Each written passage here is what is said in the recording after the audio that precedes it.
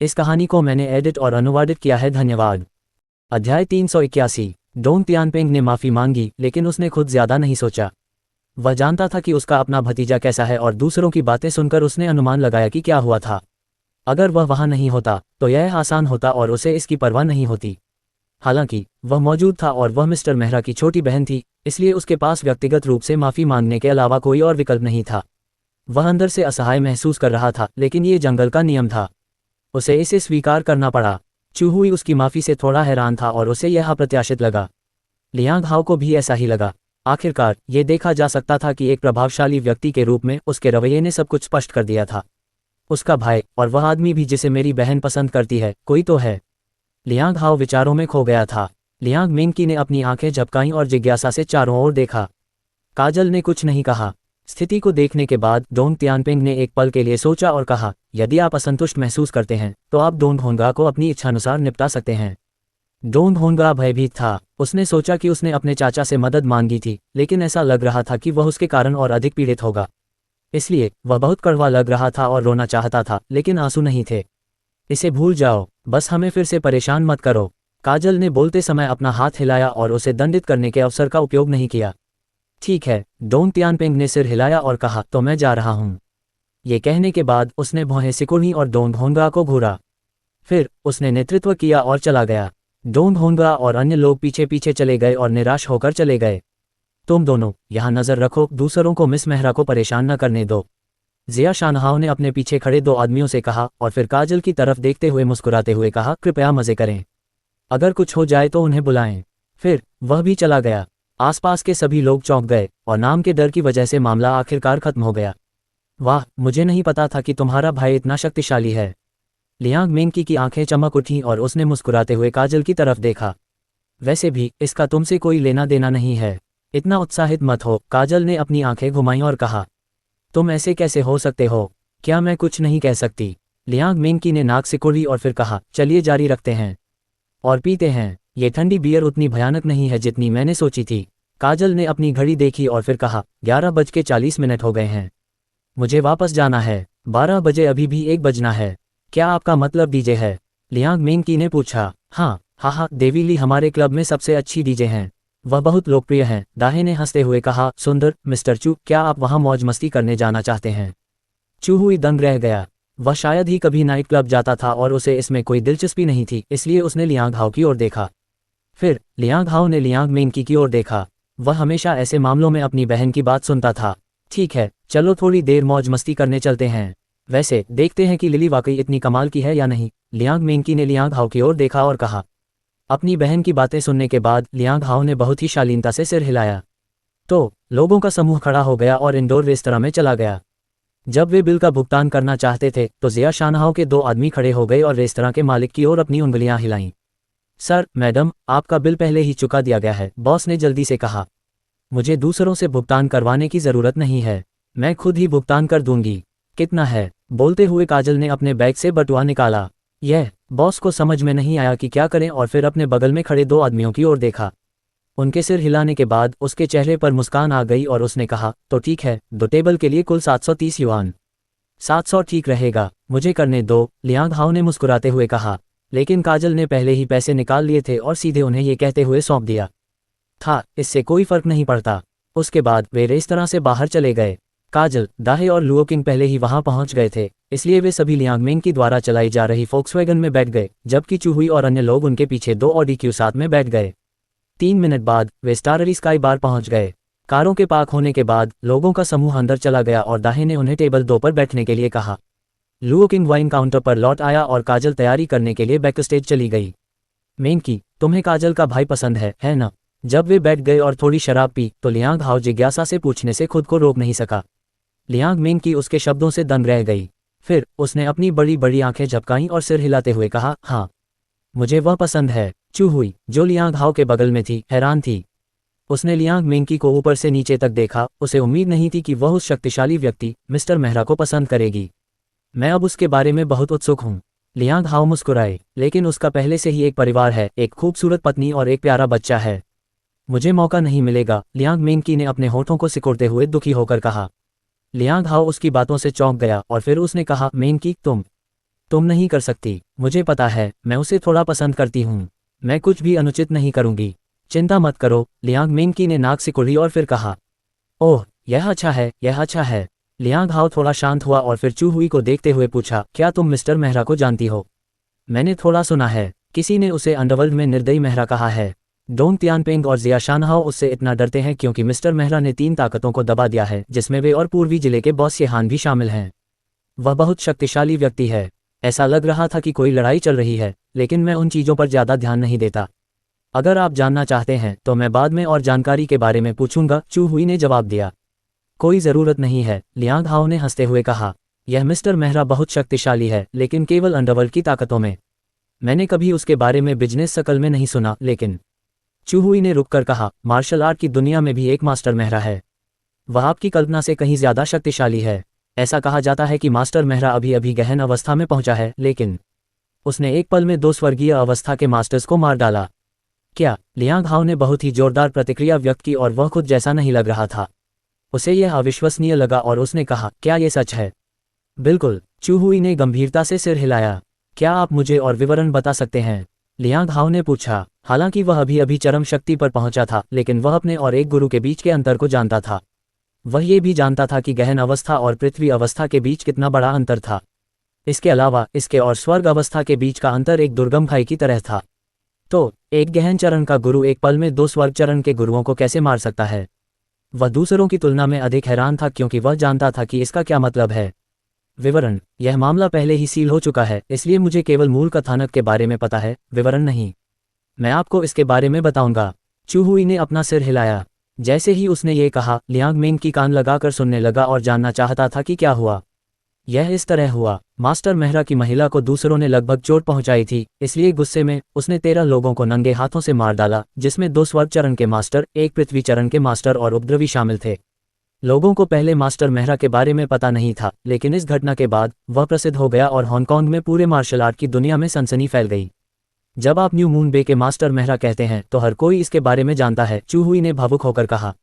इस दुनिया में कुछ लोग वास्तव में नाराज नहीं हो सकते। न्यू मून बे के मास्टर मेहरा, न्यू मून बे के मिस्टर मेहरा। अरे, क्या आपको लगता है कि वे एक ही व्यक्ति हैं? लियांग मिंकी की आंखें चमक उठीं और उसने कहा, क्या बॉस मास्टर मेहरा हो सकता है? वही व्यक्ति। लियांग हाओ दंग रह गया और फिर चू हुई की ओर देखा। अच्छा, शायद। चू हुई ने मुस्कुराते हुए अपना सिर हिलाया और कहा, लेकिन मुझे लगता है कि मार्शल आर्ट की दुनिया में मास्टर अंडरवर्ल्ड में नहीं घूमते। शायद ये सिर्फ एक संयोग है। आखिरकार बहुत से लोग हैं जिनका उपनाम मेहरा है। ठीक है, कोई भी मास्टर अंडरवर्ल्ड की ताकतों की परवाह नहीं करेगा। लियांग हाओ मुस्कुराया। उदाहरण के लिए, वह अभी अभी पीक स्ट्रेंथ पर पहुंचा है और किसी भी अंडरवर्ल्ड ताकतों से उसका कोई संबंध नहीं होगा। मास्टर की तो बात ही छोड़िए। हालांकि वे नहीं जानते थे कि लियांग मिंकी का अनुमान सच था। जब वे बात कर रहे थे तो मंच से एक भावुक पुरुष डीजे की आवाज़ सुनाई दी। आइए हमारे सबसे अच्छे डीजे देवी ली का स्वागत करें। जयकारों के बीच काजल मंच पर गई और देर रात की पार्टी शुरू की। वह बहुत जंगली लड़की है। लियांग हाओ ने काजल को काम करते हुए देखा और उसे बहुत दिलचस्प लगा। लीली मंच पर बहुत मस्त है। लियांग मिंग की मुस्कुराया। उद्धरण चिन्ह ... उद्धरण चिन्ह। आधे घंटे से ज्यादा बैठने के बाद 12:30 बजे वे उठे और वहां से चले गए। चू हुई अपने घर लौट गया, जबकि लियांग हाओ लियांग मिंकी के पीछे पीछे समुद्र के नज़ारे वाले अपार्टमेंट में गया, जिसे उसने न्यू मून बे में किराए पर लिया था। ये 100 वर्ग मीटर से ज्यादा जगह में फैला हुआ था और इसमें 2 बेडरूम थे, जो उन दोनों के रहने के लिए उपयुक्त था। 1 बज चुका है, मैं कल सुबह नाश्ता नहीं करूंगी। अरे भाई, मैं सोने जा रही हूँ, मुझे सुबह मत जगाना। अगर तुम्हें भूख लगी हो तो नाश्ता करने के लिए नीचे चले जाना, लियांग मिंकी ने मास्टर बेडरूम में जाने से पहले बुदबुदाया। लियांग हाओ सोफे पर बैठा था। उसने मुस्कुराते हुए अपना सिर हिलाया और फिर दूसरे बेडरूम में लौट आया। रात चुपचाप गुजर गई। अगले दिन लियांग हाओ 6 बजे उठा। नहाने के बाद उसने खेल वस्त्र पहने और नीचे सड़क पर दौड़ने चला गया। यह उसकी आदत थी। वह 2 गलियों से गुजरा और कई जगहों पर नाश्ता परोसा गया। एक पल सोचने के बाद वह आगे बढ़ा, लेकिन दरवाजे के सामने रुक गया। फिर उसने अपना मोबाइल फोन निकाला और मिंगमैन का मनोरंजन रेस्तरां न्यू मून बे हांगकांग खोजा। बहुत सारी जानकारी मिली। सबसे पहले स्वादिष्ट भोजन का विशेष कार्यक्रम था, उसके बाद कुछ सिफारिशें। न्यू मून बे में यात्रा के नोट्स में भी रेस्तरां का उल्लेख किया गया था। इसका स्थान पता लगाने के बाद लियांग हाओ वहां दौड़ता हुआ गया। लगभग 7 बजे वह रेस्तरां में पहुंचा और पाया कि यह बड़ा नहीं था। हालांकि दरवाजे पर 5 या 6 लोग कतार में इंतजार कर रहे थे। जब वह लाइन में इंतजार कर रहा था तो उसने सामने खड़े लोगों को उत्साहित आवाज में बात करते हुए सुना। वाह, आज स्टीम्ड बंस हैं। हम बहुत भाग्यशाली हैं। हाँ, मैंने अभी कुछ दोस्तों को बुलाया है। उन्होंने बस अपने कपड़े पहने और बिना चेहरा धोए ही यहाँ आ गए। उद्धरण चिन्ह डॉट डॉट डॉट उद्धरण चिन्ह। ऐसा लगा कि रेस्तरां बहुत लोकप्रिय है। लगभग 20 मिनट बाद वह रेस्तरां में दाखिल हुआ और माहौल को देखने के बाद खुद को सिर हिलाया। उसे लगा कि छोटा सा रेस्तरां बहुत अच्छी तरह से सजाया गया है, जो उसकी सरलता को दर्शाता है। नियमों ने उसे अजीब महसूस कराया क्योंकि खाने वालों को खाना खुद ही लेना था और खुद ही पैसे देने थे, जो बहुत ही अनोखा लग रहा था। फिर उसने अंडे के तले हुए चावल की आधी सर्विंग और स्टीम्ड बंस की आधी ट्रे ली। स्टीम्ड बन खाने के बाद, चावल का एक कौर खाने के बाद, यह अद्भुत है। कोई आश्चर्य नहीं कि मेरी बहन ने मुझसे कम से कम 10 बार इसका जिक्र किया। अब मुझे समझ में आया। लियांग हाओ को अचानक इसका एहसास हुआ। उसने अपना सिर हिलाया और स्वादिष्ट नाश्ते का आनंद लेने पर ध्यान केंद्रित करना शुरू कर दिया। वह अपना खाना खत्म करने के बाद भी कुछ खाना चाहता था, लेकिन वह हिचकिचाया और आखिरकार रुक गया। खाने के बाद खुद को केवल 70% भरा हुआ महसूस करना भी उसकी आदत थी। इसलिए वह खड़ा हुआ और सीधे काउंटर पर गया, जहां उसने पैसों का एक छोटा सा ढेर देखा। फिर उसने अपनी जेब को छुआ। यह शर्मनाक था क्योंकि उसने पाया कि वह केवल अपना फ़ोन लाया था, कोई नकदी नहीं। फिर वह इधर उधर देखने लगा। क्या कोई भुगतान कोड नहीं है? अच्छा, एक पल सोचने के बाद वह खाने की मेज पर गया और अपने बगल में बैठे 2 लोगों से पूछा, माफ़ करना, मैं नकदी लाना भूल गया। क्या आप मेरे लिए कुछ बदल सकते हैं? मैं इसे वीचैट के जरिए आपको ट्रांसफ़र कर दूंगा। सुंदर चेहरे और कोमल लहजे ने लड़कियों में से एक को आकर्षित किया और उसने तुरंत कहा, ठीक है, मुझे अपने वीचैट पर जोड़ें। ठीक है, तुम्हें कितना चाहिए? लड़की ने पूछा। 600। बातचीत के दौरान लियांग हाओ ने वीचैट के जरिए लड़की को 600 युआन ट्रांसफ़र किए और फिर लड़की ने स्माइली इमोजी के साथ जवाब दिया। उसे 600 नकद दिए गए। फिर उसने इसे काउंटर पर रख दिया और बस मुड़कर जाने ही वाला था। तभी उसने एक वीआईपी सदस्य की टेबल से अभिवादन सुना। बॉस, क्या आप बाहर जा रहे हैं? मम्मा, तो मैं यहाँ रहकर रेस्तरां देखूंगा। क्या हम दोपहर को खुलेंगे? हाँ। लियांग हाओ ने अपना सिर घुमाया और देखा एक सुंदर और मर्दाना आदमी, जो लगभग 180 सेमी लंबा था, अपनी बाहों में एक राजकुमारी जैसी छोटी लड़की को लेकर दरवाजे की ओर चल रहा था। क्या वह बॉस है? वह सुंदर है, थोड़ा घमंडी दिख रहा है। सहज, वह वास्तव में आकर्षक है। कोई आश्चर्य नहीं कि मेरी बहन उसे पसंद करती है। लियांग हाओ ने उसे ऊपर से नीचे तक देखा। कहने की जरूरत नहीं कि दूसरों पर उसका पहला प्रभाव बहुत अच्छा था। रणविजय बाहर निकलते समय मिंगमैन को अपनी बाहों में पकड़े हुए था। जब उसने देखा कि लियांग हाओ उसे देख रहा है, तो उसने भी देखा। फिर दोनों आदमियों की नज़रें मिलीं।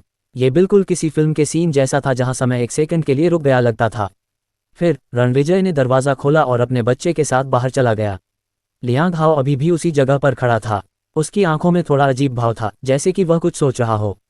यह अजीब है, वह कहानियों वाला व्यक्ति होगा। लियांग हाओ को लगा कि बॉस की पुतलियां बहुत गहरी हैं, जैसे समुद्र में सुपर भंवर और ब्लैक होल, जो बहुत आकर्षक थे।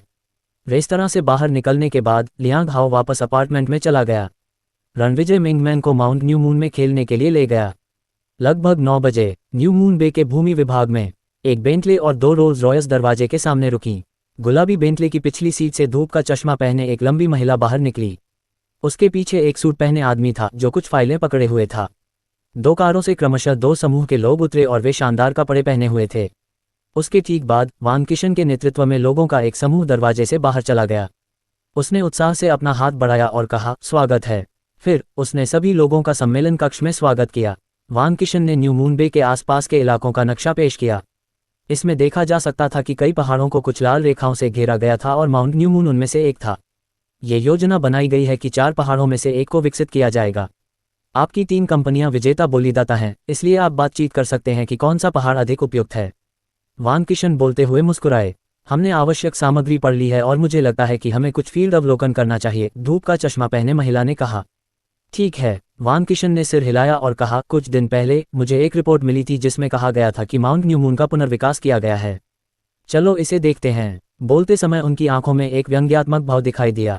उन्हें अभी भी स्पष्ट रूप से याद है कि जिस व्यक्ति ने पहाड़ को किराए पर लिया था, उसने पिछली बार उनका मजाक उड़ाया था। इसलिए उन्होंने अपना मन बना लिया था, अगर वह माउंट न्यू मून का पुनर्विकास करने की हिम्मत करता है तो उसे कड़ी सजा दी जाएगी। अध्याय 382। लेकिन उसे एक बात अजीब लगी। ये लुओ शेंग ही था जिसने उसे इस घटना की जानकारी देने के लिए फ़ोन किया था, लेकिन उसके वापस आने के बाद वह उससे बात नहीं कर पाया।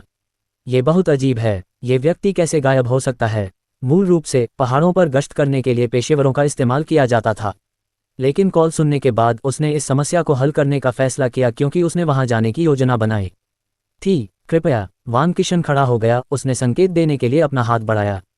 पोनीटेल और धूप का चश्मा पहने लंबी महिला सबसे पहले खड़ी हुई और अपने सचिव के साथ बाहर चली गई, जबकि अन्य उसके पीछे हंस रहे थे और बात कर रहे थे। आखिरकार हांगकांग में जमीन के एक टुकड़े को विकसित करने का मूल्य काफी था, अन्यथा वे इस मामले पर बातचीत करने के लिए एक साथ इकट्ठा नहीं होते। बाहर निकलते समय वान किशन ने लंबी महिला की पीठ को देखा और उसे कई बार देखा, थोड़ा गर्म महसूस कर रहा था। वह वास्तव में एक पतली सुंदरता है। वान किशन ने कुछ देर तक उसे घूरा, फिर जल्दी से कुछ कदम बढ़ाए उसके पास गया और मुस्कुराते हुए बोला, मैंने सुना है कि मिस कियाओ अभी अभी विदेश से लौटी हैं। ओह हाँ, लंबी महिला ने वान किशन को घूर कर देखा। एक चुलबुले स्वभाव और एक उभरते हुए प्रलोभन के साथ उसने फुसफुसाते हुए कहा, मैं 2 दिनों के लिए वापस आई हूँ। चूंकि मिस कियाओ आपके वापस आते ही आपके पारिवारिक व्यवसाय का भारी बोझ उठाती हैं, इसलिए आप वास्तव में एक प्रतिभाशाली महिला हैं। वान किशन ने खुश होकर कहा। मैं? लंबी महिला ने एक आकर्षक मुस्कान दी और कहा, मैं बस अपने वरिष्ठों की सेवा में हूँ और इसलिए आई हूँ क्योंकि मैं खाली हूँ। मिस कियाओ, आप बहुत विनम्र हैं। मैंने सुना है कि मिस कियाओ ने विदेश में आर्थिक प्रबंधन में आपकी पढ़ाई को आगे बढ़ाया है। अब जब आप इस बार घर लौटी हैं तो आप आक्रामक कदम उठाने के लिए बाध्य हैं, वान किशन ने मुस्कुराते हुए कहा। हा, लंबी महिला हंसी। उसने उसे कोई और जवाब नहीं दिया, बल्कि सीधे अपनी बेंटले में चली गई। उस दौरान वान किशन ने चुपके से उसका नाप लिया। वीनेक ड्रेस ने उसके कारूस को दिखाया। महिला को न पा पाने का ऐसा प्रलोभन, भले ही वह नजर में हो, वान किशन को कुछ हद तक इच्छापूर्ण महसूस करा रहा था। वह बहुत आकर्षक है, उसने खुद से कहा। जब बाकी सभी लोग कारों में बैठ गए तो वह अपनी ऑडी A6 में बैठ गया और पहाड़ों की ओर बढ़ गया। उस समय 9 बज चुके थे और सूरज उगने के साथ तापमान दोपहर के समय की तुलना में अधिक मध्यम था, इसलिए सभी ने अपने विचारों को मुक्त कर दिया और पहाड़ों पर जाना चाहते थे। 10 मिनट तक गाड़ी चलाने के बाद वान किशन ने पहाड़ी सड़क के किनारे गाड़ी रोकी। जब सभी लोग कारों से बाहर निकल गए तो वान किशन ने अपने पीछे लियू मेंग को हाथ हिलाया। मुझे डिवाइस दे दो। ठीक है। लियू मेंग ने अपनी कार से ड्रोन निकाला। तीनों परिवारों के लोग जो मौजूद थे वे सभी अमीर और सम्मानित थे। चमकदार कपड़े पहने ऐसे सुडौल लोग बंजर पहाड़ों पर क्यों गए जो विकसित नहीं हुए थे।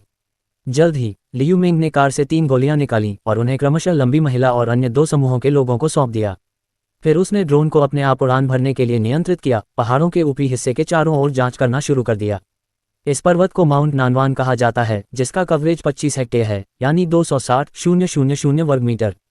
पहाड़ के अधिकांश जंगल में प्राकृतिक पेड़ हैं, जिनमें सदाबहार जैसे देवदार के पेड़ और सुइयों और चौड़ी पत्तियों वाले सरू, शहतूत के पेड़, elm, willow, linden, aspen, maple, बकाइन जैसी फूलदार झाड़ियां, फूलदार आड़ू, कैसिया सुराटेंसिस और लाल चेरी शामिल हैं। वान किशन ने कुशलता से किनारे से परिचय कराया। हालांकि वह संकीर्ण सोच वाला और कामुक था, लेकिन वह कुछ पेशेवर ज्ञान में पारंगत था और अपने अधीन भूमि के बारे में अच्छी तरह जानता था। जब उसने अपना परिचय समाप्त किया तो एक अधेड़ उम्र के व्यक्ति ने सिर हिलाकर इसकी प्रशंसा की। यह एक शानदार विला क्षेत्र, पार्क और अन्य मनोरंजक सुविधाओं के साथ एक चेन उद्योग विकसित करने के लिए एक अच्छी जगह है। ये सही है। दूसरे समूह का नेतृत्व करने वाले एक अन्य व्यक्ति ने सिर हिलाया और संतोषजनक भाव दिखाया। जहां तक वान किशन के बगल में बैठी लंबी महिला की बात है, वह बिना कुछ कहे भावहीन थी। उसने एक तरफ देखा, पाया कि वान किशन की नज़रें उसकी विनेक वाली ड्रेस पर पड़ने वाली थीं, लेकिन उसे कोई आपत्ति नहीं थी। वह पश्चिम में अपने वर्षों में वास्तव में जंगली घेरे में प्रवेश कर गई थी और उसने अपनी कामुकता को पूरी तरह से दिखाना सीख लिया था। 5 मिनट बाद लियू मेंग ने ड्रोन को नीचे कर दिया।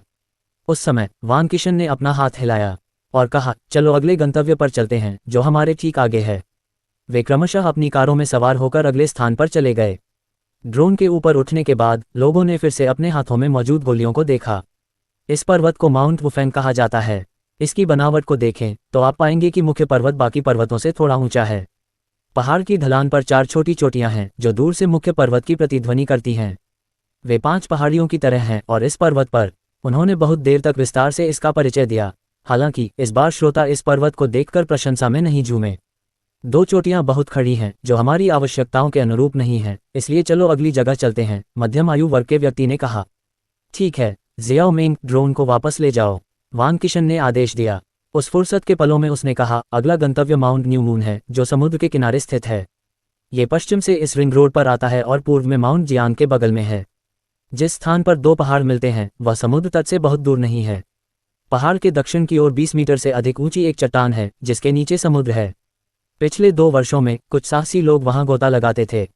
अगर वहां चट्टानें होती और समुद्र शांत नहीं होता तो वे मर जाते। चलो चलते हैं, लंबी महिला ने कहा, जैसे कि वह माउंट न्यू मून के स्थान से संतुष्ट थी।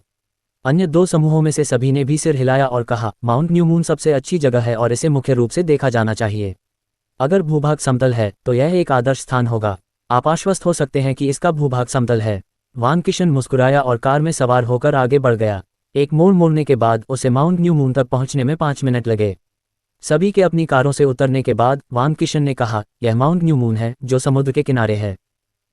ऐसा लगता है कि हवा की गुणवत्ता बहुत बेहतर हो गई है। माउंट न्यू मून का क्षेत्र अपेक्षाकृत छोटा है, केवल 15 हेक्टेयर, और यहाँ के जंगल अपेक्षाकृत विरल हैं। यहाँ का जंगल उन 2 पहाड़ों की तुलना में बहुत घना लगता है जिन्हें हमने पहले देखा था, मध्यम आयु वर्ग के व्यक्ति ने कहा। वांग किशन ने पहाड़ को देखा और चौंक गया। उसे कुछ अजीब लगा क्योंकि उसे याद आया कि पिछली बार जब वह यहाँ आया था तो ये पहाड़ इतनी हरी भरी वनस्पतियों से ढका नहीं था। हाँ, मुझे ऐसा लगता है, वांग किशन ने शर्मिंदगी के साथ कहा। उसी क्षण लियू मेंग ने ड्रोन को उतार दिया। सभी ने स्क्रीन पर देखा। माउंट न्यू मून पर बड़ी संख्या में पेड़ हैं जिनमें से अधिकांश। वांग किशन ने फिर से परिचय दिया, लेकिन इस बार बोलने से पहले ही उसे रोक दिया गया। क्या इस पहाड़ पर कोई पेड़ हैं? अधेड़ उम्र के आदमी ने बिना किसी दया के बीच में टोका। उद्धरण चिन्ह प्रश्नवाचक चिन्ह प्रश्नवाचक चिन्ह प्रश्नवाचक चिन्ह उद्धरण चिन्ह। वांग किशन एक पल में दंग रह गया। 3 महीने पहले माउंट न्यू मून के दिखने की तस्वीरें अभी भी उसके कंप्यूटर पर सहेजी हुई थीं, जिससे पता चलता था कि पहाड़ घने पेड़ों से भरा हुआ था। लेकिन अब ये गंजा कैसे लग रहा था? लॉन वाकई बहुत अच्छा लग रहा है। ये कैसे बदल गया लगता है। ये बिल्कुल पीछे के बगीचे जैसा है। हेड वांग, आपने हमें बताया था कि पहाड़ किराए पर दिया गया है। मुझे आश्चर्य है, यह असंभव है। वांग किशन के चेहरे की मांसपेशियां कांप उठीं और उसने कहा, सिर्फ 1 महीने से ज्यादा समय के लिए किराए पर देने के बाद यह ऐसा कैसे हो सकता है? हम क्या देख रहे हैं? अधेड़ उम्र के आदमी ने पूछा। मैं। वांग किशन का चेहरा बदल गया जैसे कि उसका गला घुट गया हो। अरे, ये वाकई किसी का पिछला बगीचा है। अचानक लंबी महिला ने कहा। लोगों ने फिर से स्क्रीन पर देखा, फिर उनके चेहरे बदल गए। ड्रोन एक निश्चित ऊंचाई पर चढ़ा, हवा में माउंट न्यू मून को देखते हुए। ये सामने का पहाड़ नहीं था, बल्कि चमकदार पीछे का पहाड़ था जिसने उन्हें आश्चर्यचकित कर दिया। रोपण क्षेत्र, पशुधन क्षेत्र, तालाब, पालतू क्षेत्र और आसपास के जंगल इस खजाने की भूमि के किनारे लग रहे थे। उस समय वांग किशन पहले से ही अचंभित था। ये वास्तव में एक अच्छी जगह है। पहाड़ की चोटी पर पेड़ बहुत सुंदर लग रहा है। एक बार जब हम इस भूमि को विकसित करने का फैसला करते हैं तो पेड़ को रखना चाहिए, क्योंकि यह निश्चित रूप से लोगों का ध्यान आकर्षित करेगा। इसके अलावा ये पेड़ भविष्य में शीर्ष पर बने हवेली की कीमत भी बढ़ा सकता है। मध्यम आयु वर्ग के व्यक्ति ने इसकी प्रशंसा की। पीछे के पहाड़ पर बहुत सारे पालतू कुत्ते हैं। अरे, क्या वहाँ एक गोरिल्ला, एक आदमी और एक बच्चा भी है? मुझे आश्चर्य है कि क्या वह वही है जिसने पहाड़ किराए पर लिया है। इस पहाड़ को ऐसी उत्कृष्ट कृति में बदलना वास्तव में समय लेने वाला और श्रमसाध्य है। ये वास्तव में सुंदर है। एक और आदमी पूरी तरह से चकित था। उसी समय पीछे के पहाड़ पर रणविजय मेंगमैन के साथ खेल रहा था। मेंगमैन अचानक आश्चर्यचकित हो गई। उसने अपनी बड़ी आंखों से आकाश को देखा और अपनी छोटी उंगली को आगे बढ़ाया, फिर कहा, पापा पापा देखो, एक छोटा सा विमान है। ऊपर देखने और ड्रोन को देखने के बाद रणविजय ने कहा, शायद कोई इस जगह को देख रहा है। ओह, ये हमारा नहीं है। क्या कोई और हमें चुपके से देख रहा है? मेंगमैन ने पूछा। हाँ, रणविजय ने सिर हिलाया। उस समय दहेई ने ड्रोन को कई बार देखा क्योंकि उसका मुंह मुड़ गया था और लिटिल हेई पर चिल्लाया, वाह वाह वाह, मुझे एक पत्थर दो। हुश। लिटिल हेई पलक झपकते ही उसके पीछे जंगल की ओर भाग गया। पहाड़ पर पत्थर ढूंढना मुश्किल था, लेकिन जंगल के किनारे छोटी चट्टान के नीचे कई चट्टानें थीं जिनका आकार अलग अलग था। लगभग 30 सेकंड बाद लिटिल हेई अपने मुंह में हथेली जितना बड़ा पत्थर लेकर वापस आया। ओह ओह ओह ओह ओह। दहेई ने पत्थर लिया और रणविजय पर चिल्लाया, क्या मैं इसे मार गिराऊं? रणविजय ने सिर हिलाकर हंसते हुए कहा। फिर वाह। दहेई ने दहाड़ते हुए ड्रोन को उंगली दिखाई। अच्छा। ओह। मेंगमैन ने भी मुंह बनाया और धीमी आवाज में पुकारा। अगले ही पल हुश, दहेई ने अचानक अपने हाथ में लिया पत्थर फेंका। ऐसा लग रहा था कि पत्थर तोप के गोले में बदल गया है। बूम। ये ड्रोन पर सटीक तरीके से लगा और एक धमाके के साथ ड्रोन चुपचाप जमीन पर गिर गया। पहाड़ के नीचे सभी ने देखा कि उनके हाथों में मौजूद टैबलेट की स्क्रीन पर एक पत्थर बड़ा होता जा रहा था। ऐसा लग रहा था कि यह उन्हीं पर निशाना साधा गया था, जिससे स्क्रीन के काले होने पर वे चौंक गए। लियू मेंग, गुस्से से भरी आवाज सुनाई दी। मैं यहाँ हूँ, मैं हूँ। लियू मेंग का चेहरा थोड़ा पीला पड़ गया था और उसने अपने मालिक की ओर देखा। उसे बहुत ठंड लग रही थी। ये वही था जिसने माउंट न्यू मून को किराएदारों से मिलवाया था, लेकिन अब ये पहले से ही एक गंजे पहाड़ में तब्दील हो चुका था।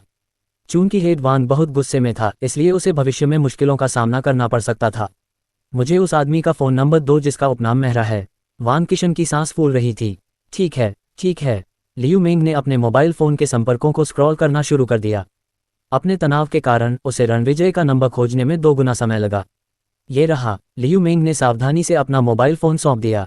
हेड वांग, आप इतने उत्साहित क्यों हैं? मध्यम आयु वर्ग के व्यक्ति ने उसे कुछ बार जिज्ञासा से देखा और कहा, पहाड़ की स्थिति हमारी आवश्यकताओं के लिए अधिक उपयुक्त है। मुझे लगता है कि माउंट न्यू मून हमारा सबसे अच्छा विकल्प है और हम वास्तव में अंतिम पहाड़ पर नहीं जाना चाहते हैं। मुझे भी ऐसा ही लगता है। इसके अपेक्षाकृत छोटे आकार के अलावा इसका भूभाग, प्रवृत्ति और स्थान वास्तव में उत्कृष्ट हैं। एक अन्य व्यक्ति ने सिर हिलाते हुए कहा। हालांकि वह इसके छोटे आकार से अधिक संतुष्ट था। चूंकि यह उनकी भविष्य की योजना के लिए पर्याप्त बड़ा था, इसलिए वह कम निवेश कर सकता था। यहाँ तक कि लंबी महिला भी उलझन में वान किशन को देख रही थी, ये समझने में विफल रही कि वह क्यों नाराज था। मैंने घोषणा की है कि किराएदार को एक पेड़ भी हिलाने की अनुमति नहीं है। अब उसने स्पष्ट रूप से नियम तोड़ा है, इसलिए मुझे उसे सबक सिखाना होगा। वान किशन ने खुद को शांत करने के लिए कुछ गहरी सांसें लीं, फिर लियू मेंग के मोबाइल फोन से नंबर डायल किया। फोन के 3 बार बजने के बाद लाइन कनेक्ट हो गई। मिस्टर मेहरा, क्या आपको माउंट न्यू मून पर जो कुछ हुआ उसके लिए मुझे कोई उचित स्पष्टीकरण नहीं देना चाहिए? अगर आप मुझे कोई स्पष्ट स्पष्टीकरण नहीं देते हैं तो मुझे लगता है कि हमें बाद में एक दूसरे से बात करनी चाहिए। आपने नियमों का उल्लंघन किया है। वान किशन गुस्से में था और कांपते हुए स्वर में बोला, आप क्या स्पष्टीकरण चाहते हैं? फोन पर मौजूद व्यक्ति ने सपाट लहजे में कहा, उद्धरण चिन्ह प्रश्नवाचक चिन्ह प्रश्नवाचक चिन्ह प्रश्नवाचक चिन्ह उद्धरण चिन्ह। उसकी बात सुनकर वान किशन इतना क्रोधित हुआ कि उसने अपनी जीभ काट ली। मैंने तुमसे मुझे समझाने के लिए कहा था, तो तुम मुझसे कैसे पूछ सकते हो? मैं अब माउंट न्यू मून के तल पर हूँ। ओह, बस थोड़ी देर रुको। उसके इतना कहने के बाद रणविजय ने फोन रख दिया। वान किशन के हाथ थोड़े कांप रहे थे और उसे मोबाइल फोन को तोड़ने की तीव्र इच्छा हो रही थी।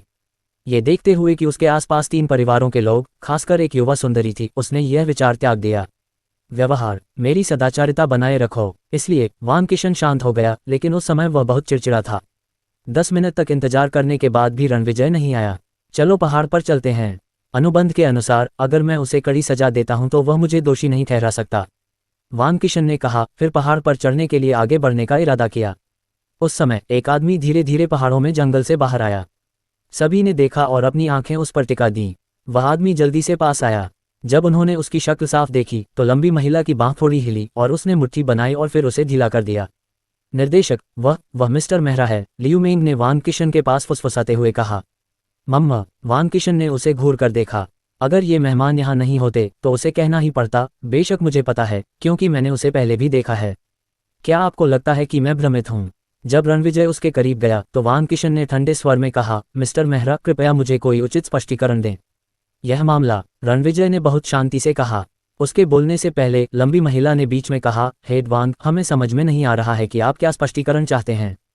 पहाड़ की स्थिति स्पष्ट रूप से हमारी मांगों को पूरा करती है, तो आप उससे यहाँ क्यों पूछ रहे हैं? मुझे लगता है कि इस पहाड़ को किराए पर लेना आपकी इच्छा से बाहर है और कभी कभी अनुबंध में हर विवरण नहीं दिखाया जा सकता है। इसके अलावा आपने जो किया उसका हमारे मूड पर असर पड़ता है। अगर हम इस बार एक दूसरे के साथ सहयोग करने में विफल रहे तो मुझे लगता है कि इसके लिए आप ही जिम्मेदार होंगे। महिला के शब्दों ने वहां मौजूद कई लोगों को चौंका दिया। ऐसा लग रहा था कि वह उस आदमी का बचाव करना चाहती थी।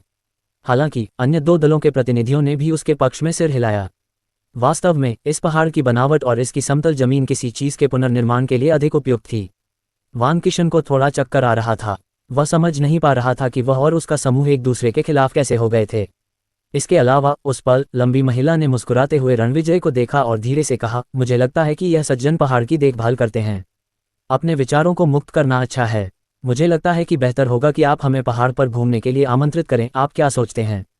आखिरी शब्द बोलते ही उस लंबी महिला ने अपना धूप का चश्मा उतार दिया।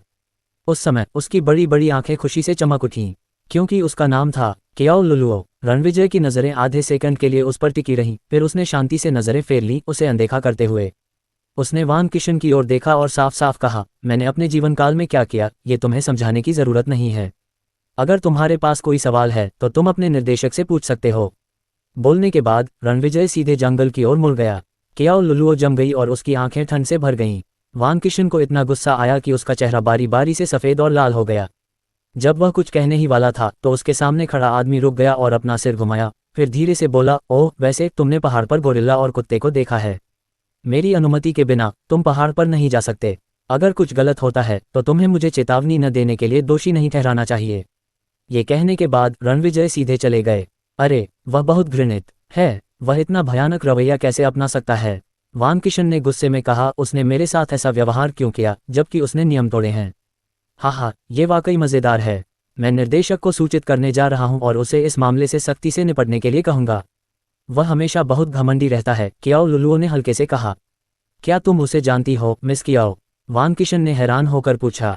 कियाओ लुलुओ ने उसे जवाब नहीं दिया, लेकिन मुस्कुराते हुए कहा जैसे कि वह सुन नहीं रही हो, मुझे इस पहाड़ में बढ़ती दिलचस्पी है। अब जब तुम्हें इसमें रुचि है तो बस पहाड़ पर चढ़ जाओ। माउंट न्यू मून एक भूमि संसाधन है जो किसी व्यक्ति का नहीं है। डरो मत, फ्लैट टॉप हेयरकट वाले एक व्यक्ति ने व्यंग्य करते हुए कहा। ठीक है, क्या तुम मेरे साथ पहाड़ पर चढ़ना चाहते हो? अगर तुम्हें ये भूमि पसंद आती है और तुम मेरे साथ समझौता कर लेते हो तो मैं इस समस्या को संभाल लूंगा, वान किशन ने कहा। चलो ऊपर चलते हैं, पर्यावरण बहुत अच्छा लगता है। फ्लैट टॉप वाले व्यक्ति ने सिर हिलाया। इस बार कियाओ लुलुओ ने कुछ नहीं कहा, बल्कि वान किशन के पीछे पीछे पहाड़ पर चढ़ गया। जंगल पार करने और लॉन पर कदम रखने के बाद ही उन्हें यहाँ का अद्भुत दृश्य दिखाई दिया। चलते चलते कियाओ लुलुओ विचारों में खो गया। मैंने एक छोटी लड़की देखी, क्या वह उसकी बच्ची है? नहीं, अब वह हांगकांग में कैसे है, क्योंकि वह शांगजिंग में एक भिखारी की तरह था। ऐसा लगता है कि वह अब एक अच्छी जिंदगी जी रहा है। जब उसने मुझे देखा तो उसका चेहरा नहीं बदला, इसके अलावा उसने मेरी बात का जवाब नहीं दिया, बल्कि एक घमंडी नजर डाली।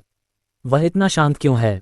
जैसे जैसे वह चलती गई, कियाओ लुलुओ के शरीर में धीरे धीरे एक ठंडी भावना चढ़ती गई, जो ये संदेश देती रही कि किसी और को उसके करीब नहीं आना चाहिए। जब तक वह जंगल से बाहर नहीं निकली और आसपास के लोगों की कुछ चीखें नहीं सुनी, तब तक उसे होश नहीं आया। जब उसने चारों ओर देखा तो उसकी आंखें थोड़ी चौड़ी हो गईं। क्या खूबसूरत जगह है! वह पेड़ बहुत ऊंचा है। ये हवा से देखने पर जितना चौंकाने वाला लगता था, उससे कहीं ज्यादा चौंकाने वाला लगता है।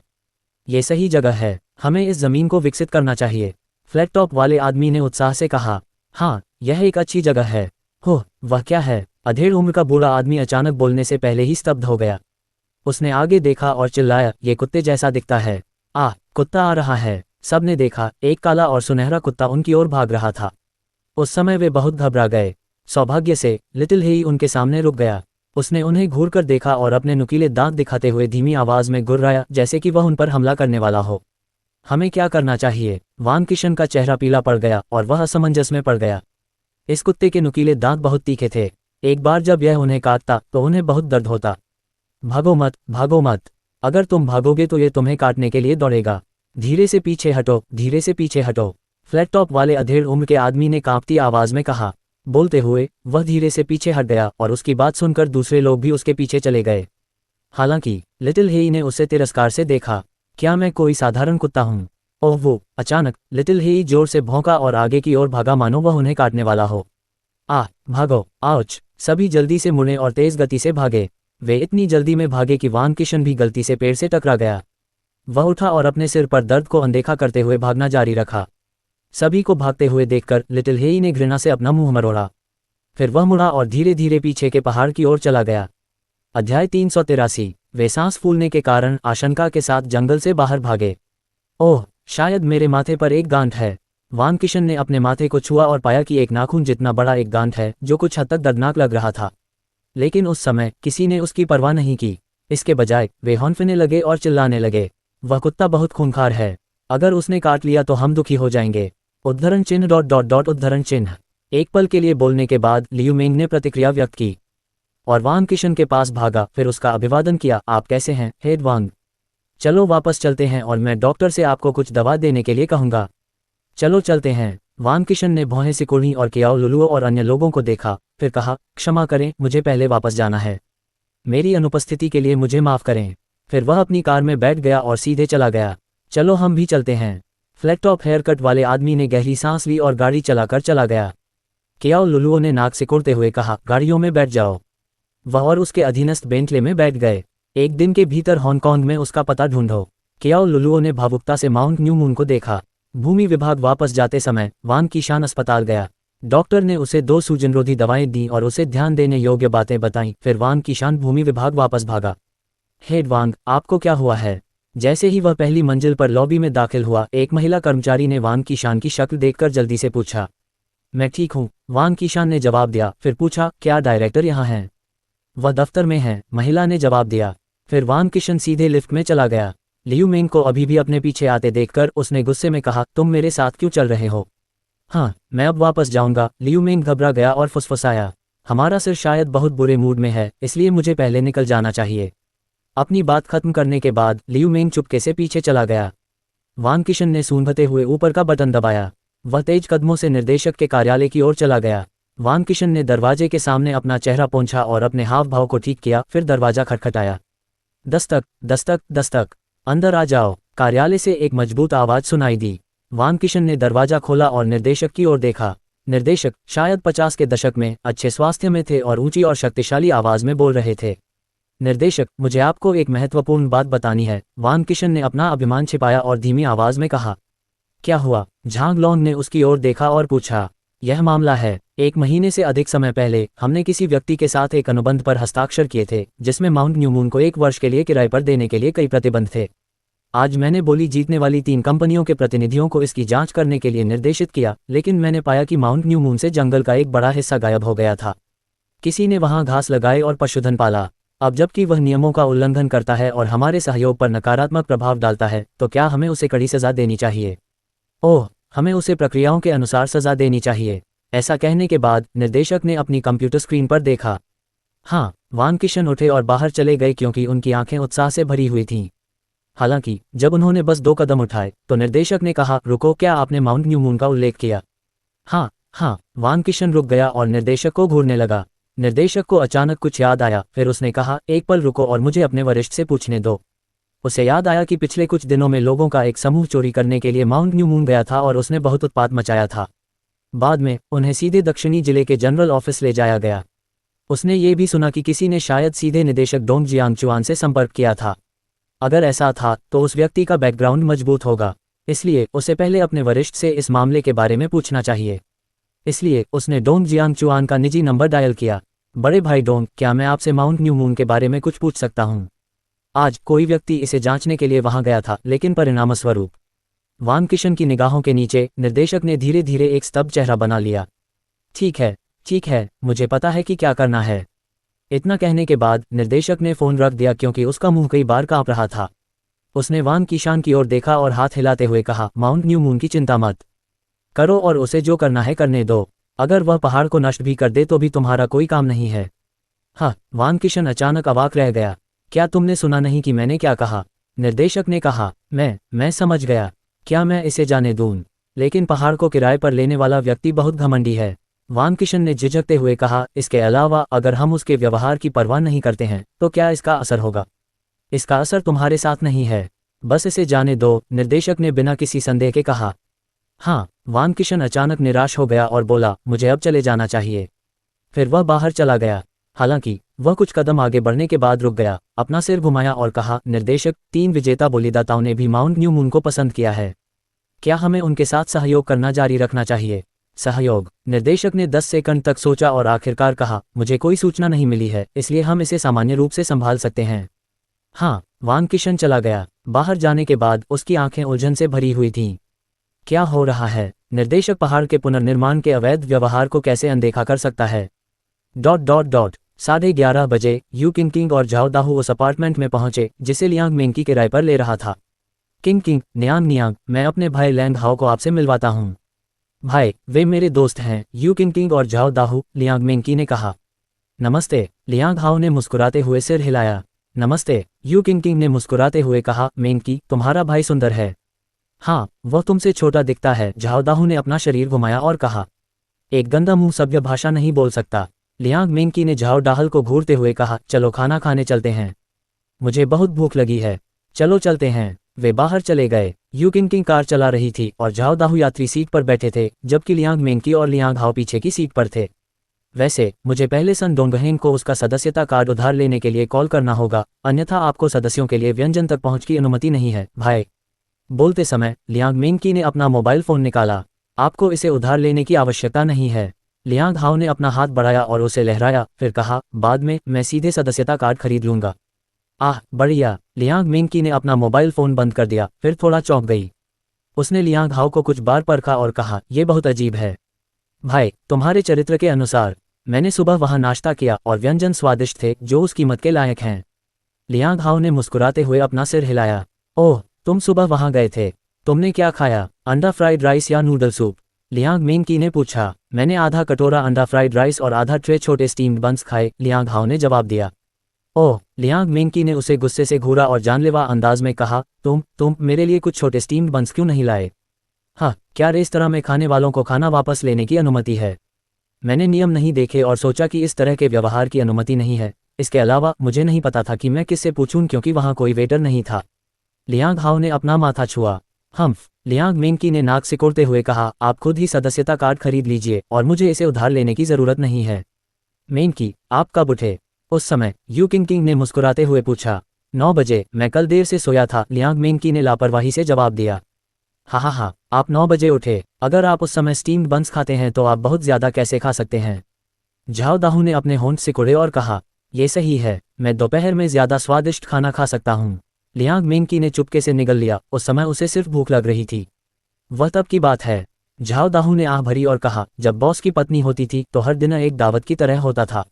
अरे अब मेंग मैन के अलावा हमारे पास पहले की तुलना में बहुत कम व्यंजन हैं। मुझे नहीं पता कि बॉस की पत्नी कब वापस आएगी। मैं अभी भी वही हॉट पॉट खाना चाहता हूं जो मैंने पिछली बार खाया था, यू किंग ने आह भरते हुए कहा। क्या बॉस की पत्नी बाहर गई थी? लियांग हाओ ने कहा, मैंने सुबह रेस्तरां के मालिक और एक छोटी लड़की को देखा। बॉस वाकई बहुत सुंदर है और बच्ची बहुत सुंदर और प्यारी है।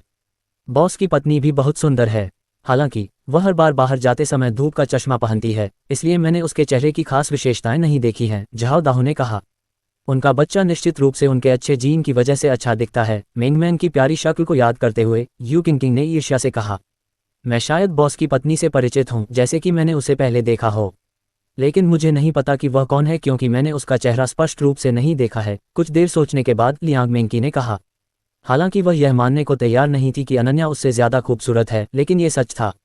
ओह, लियांग हाओ ने सिर हिलाया। अनन्या को याद करते हुए, जो एक बिजनेस ट्रिप पर थी, उसने भावुक होकर आह भरी। अप्रत्याशित रूप से वह कुछ सालों से शादीशुदा थी। हालांकि उसने कभी उम्मीद नहीं की थी कि रेस्तरां मालिक की पत्नी अनन्या थी। एक दूसरे से बात करते हुए वे रेस्तरां पहुंचे। उस समय लगभग 12 बज रहे थे और रेस्तरां के सामने 20 से ज्यादा लोग कतार में खड़े थे। लियांग हाओ कुछ हद तक भावुक हो गया जब उसने देखा कि बहुत से लोग भव्य दिख रहे थे और उसे लगा कि इस रेस्तरां के सदस्य सम्माननीय लग रहे हैं। सिस्टर लियांग हैं, क्या वे आपके मित्र हैं? वे मेरा सदस्यता कार्ड इस्तेमाल कर सकते हैं? सन डोंगहेंग, जो पहले से ही बीच में बैठे थे, ने अपना हाथ हिलाया और कहा। वे मेरे भाई हैं और वे खुद ही एक खरीद लेंगे, लियांग मेंगकी ने मुस्कुराते हुए कहा। हम दोपहर में क्या खाने जा रहे हैं? क्या कोई मांस है? यू किंग पूछने के लिए इंतजार नहीं कर सका। आज दोपहर में 2 व्यंजन परोसे जाने हैं, अरहर झींगा और सूखे मशरूम के साथ ब्रोकोली। जू योंग ने अपना सिर घुमाया और कहा। वाकई ये काफी अच्छा है, यू किंग मुस्कुराए, लेकिन लगता है कि यह बहुत कम रकम है, जू योंग ने कहा। यू किंग स्तब्ध रह गई। लियांग हाओ ने रसोई में खाना बना रहे रणविजय की ओर देखा, फिर कहा, क्या मुझे बॉस के जरिए सदस्यता कार्ड खरीदना चाहिए? यहाँ आओ, मैं सदस्यता कार्ड के लिए आवेदन करने में तुम्हारी मदद कर सकता हूँ। जू योंग खड़ा हुआ और लैपटॉप लेकर काउंटर पर गया। दराज से बैंक कार्ड निकालने के बाद उसने कहा, बस पैसे ट्रांसफर कर दो। ठीक है, लियांग हाओ ने सिर हिलाया और अपना मोबाइल फोन निकाला और पैसे ट्रांसफर करने लगा। उस समय आम खाने वालों के लिए एक टेबल के अंदर 2 आदमी बैठे थे। उनमें से एक 30 के दशक में था, उसने कैजुअल कपड़े पहने हुए थे। वह एक कुलीन व्यक्ति की तरह पूरी तरह से तैयार था, शांत स्वभाव का था। उसके सामने एक अधेड़ उम्र का 40 वर्षीय व्यक्ति बैठा था, जिसका चेहरा चौकोर था, जो शांत था और अपने सामने बैठे व्यक्ति को श्रद्धा से देख रहा था। चलो यहाँ के व्यंजन चखते हैं, कैजुअल सूट वाला व्यक्ति फुसफुसाया, फिर उठकर काउंटर पर चला गया, जबकि अधेड़ उम्र का व्यक्ति बिना कुछ कहे उसके पीछे चला गया। मैं 2 सदस्यता कार्ड के लिए आवेदन करना चाहता हूँ, कैजुअल सूट वाले व्यक्ति ने मुस्कुराते हुए कहा। उसका लहजा वाकई सपाट था, मानो 20 मिलियन युआन के सदस्यता कार्ड की कीमत केवल 200 युआन हो। पफ, अहम। जू योंग ने कुछ बार खांसी। सदस्यता कार्ड एक बार में कुछ ही बेचे गए। 3 सदस्यता कार्ड की कीमत 30 मिलियन युआन थी। बॉस ने इतनी जल्दी पैसा कमाया। ये बैंक कार्ड है, आपको बस इतना करना है कि पैसे ट्रांसफर कर दें। जू योंग ने बैंक कार्ड की ओर इशारा किया। उसके शब्दों ने लियांग हाओ का ध्यान आकर्षित किया, इसलिए उसने उस आदमी की तरफ देखा। उसे एहसास हुआ कि यहाँ कई सदस्य हैं। हालांकि जब उसकी नज़र कैजुअल सूट वाले आदमी के पीछे अधेड़ उम्र के आदमी पर पड़ी तो उसे हल्का तनाव महसूस हुआ। ये दबाव, एक क्यूई स्ट्रेंथ मास्टर। लियांग हाओ चौंक गया। ये रेस्तरां वास्तव में एक ऐसी जगह है जहां शक्तिशाली लोग दिखाई देते हैं, लेकिन वह नहीं जानता था कि जो लोग अनजाने में अपनी आभा को नियंत्रित करने में विफल रहे, उन्हें बस पदोन्नत किया गया था, जिन्हें आमतौर पर साइलिस्ट के रूप में जाना जाता है। ये हो गया। उन दोनों ने जू योंग को ट्रांसफर रिकॉर्ड दिखाया। ठीक है, मैं आपको 15, 16 और 17 नंबर वाले कार्ड दूंगा। जू योंग ने 3 कार्ड निकाले और उन्हें सौंप दिया। साथ ही उसने कहा, ओह, वैसे क्या आपके पास आपके आईडी कार्ड हैं? मुझे उन्हें रिकॉर्ड करने की ज़रूरत है। यदि नहीं, तो आप मुझे अपना नाम और संपर्क जानकारी बता सकते हैं। उसे नहीं पता था कि झाओ फैंग ने कार्ड बेचते समय सदस्यों की जानकारी रिकॉर्ड की थी या नहीं। अब जब झाओ फैंग यहाँ नहीं था तो वह उन्हें रिकॉर्ड कर सकता था। यू योंग ने सोचा, लियांग हाओ, मेरा फ़ोन नंबर। लियांग हाओ ने सीधे कहा, ऐसा लगता है कि वह लियांग मिंकी का भाई है। जू योंग ने सोचते हुए इसे लिख लिया। अपना काम पूरा करने के बाद उसने सिर हिलाया। कैजुअल सूट वाले आदमी ने कुछ नहीं कहा, बस उसे एक बिजनेस कार्ड थमा दिया। श्री शिंग, संपर्क जानकारी। उस पर सिर्फ एक नाम और उसका फ़ोन नंबर था। हालांकि नाम पर नज़र डालने और कैजुअल कपड़ों वाले आदमी की छानबीन करने के बाद लियांग हाओ को अचानक कुछ याद आया और उसकी आंखें घबराहट से भर गईं। ये रेस्तरां वास्तव में एक ऐसी जगह है जहां शक्तिशाली लोग दिखाई देते हैं। लियांग हाओ ने अपने मन में आह भरी, फिर मुड़कर वापस टेबल पर चला गया। जू योंग ने अपने मन में उनकी जानकारी को याद किया और कहा, श्री शिंग, आप पहले से ही सदस्य हैं और यहाँ सदस्यों की मेज पर बैठ सकते हैं। धन्यवाद। श्री शिंग ने सिर हिलाया, फिर पियानो के बगल में खिड़की के पास एक छोटी, शांत मेज पर बैठ गए। हालांकि अन्य 3 सदस्यता कार्ड बिक चुके थे, रणविजय ने बस एक नज़र डाली और खाना बनाना जारी रखा। उसने पाया था कि वह अधेड़ उम्र का आदमी एक प्रोफाउंड स्टेज मास्टर था जब वह कल रात पहली बार यहाँ आया था। जाहिर है वह एक अंगरक्षक की तरह व्यवहार कर रहा था और यह कि कैजुअल सूट में वह आदमी संभवतः उच्च पद का था। इस दृश्य ने रेस्तरां में अन्य लोगों का ध्यान आकर्षित किया। अन्य 3 सदस्यता कार्ड बेचे गए। ये वास्तव में अद्भुत था। कुछ देर सोचने के बाद जू योंग वापस टेबल पर नहीं गया बल्कि बाहर चला गया। उसने बुलेटिन बोर्ड पर कुछ शब्द बदल दिए। सदस्यता कार्ड प्रत्येक 10 मिलियन युआन बिके, 17/20। लिखने के बाद उसने खुद को पीठ पर थपथपाया और रेस्तरां में वापस चला गया। 20 से अधिक लोगों की कतार में कई लोग चौंक गए और एक दूसरे को देखने लगे। कौन सा नियम बदला गया है? मुझे नहीं पता। क्या बॉस हमें कुछ तरजीही शर्तें देने जा रहा है और हमें कुछ व्यंजन चखने की अनुमति देगा? सपने देखना बंद करो। बॉस हर दिन खाना बनाने से कतराता है। अगर तुम जानना चाहते हो कि क्या हुआ तो जाकर देखो। 20 के दशक की शुरुआत में एक आदमी बोला और भाग गया। जब उसे इस वाक्य और पहले वाले वाक्य के बीच का अंतर पता चला तो उसकी आंखें चौड़ी हो गईं। भाड़ में जाओ। सदस्य, किसी ने सदस्यता कार्ड खरीद लिए। अब 20 में से 17 कार्ड बिक चुके हैं, सिर्फ 3 बचे हैं। धिक्कार है। कितने अमीर लोग हैं। हिस, कितना भयानक। अरे, इस रेस्टोरेंट के सभी सदस्य प्रतिभाशाली हैं। मुझे ये जगह बहुत पसंद है क्योंकि मैं हर दिन इतने सारे अरबपतियों को देख सकता हूँ।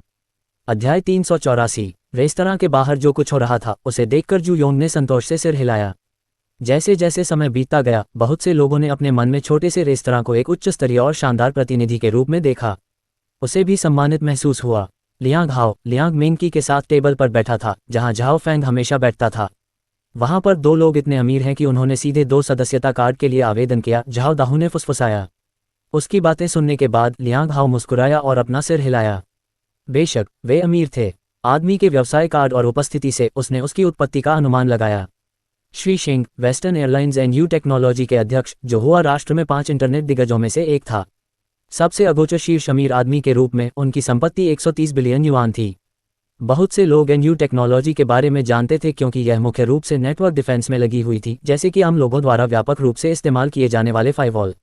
लेकिन इसके अलावा इसने कई बड़े उद्यमों के साथ भी सहयोग किया और अधिकारियों के साथ एक गहरा सहकारी संबंध भी स्थापित किया।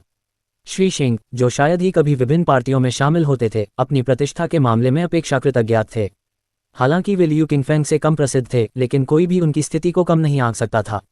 उन्हें उम्मीद नहीं थी कि इस रेस्तरां में इतना बड़ा व्यक्ति दिखाई देगा। लियांग हाओ उनके कामों के बारे में अधिक जानते थे। उनके नेतृत्व में उनकी कंपनी धीरे धीरे समृद्ध हुई, जो काफ़ी प्रसिद्ध थी। लियांग हाओ ने अपने परिवार के बुजुर्गों से सुना था कि एनयू टेक्नोलॉजी के श्री शिंग को नेटवर्क तकनीक की असाधारण समझ थी और उन्हें एक बार ब्लैक घोस्ट का उपनाम दिया गया था। शायद कम लोगों ने इस नाम के बारे में सुना हो, लेकिन अगर हैकर की दुनिया में इसका उल्लेख किया जाता तो कई लोग निश्चित रूप से श्रद्धा से देखते, क्योंकि यह नाम दुनिया के 3 सबसे बड़े हैकर्स में से एक का प्रतीक था। उनकी उपलब्धियों की तुलना में मेरी उपलब्धियां कुछ भी नहीं हैं। लियांग हाओ ने अपने दिल में भावना के साथ आह भरी। जब पियर्सन ने देखा कि इतने कम समय में 3 और सदस्यता कार्ड बिक गए तो उसका चेहरा सिकुड़ गया। उनकी कीमत 30 मिलियन युआन है।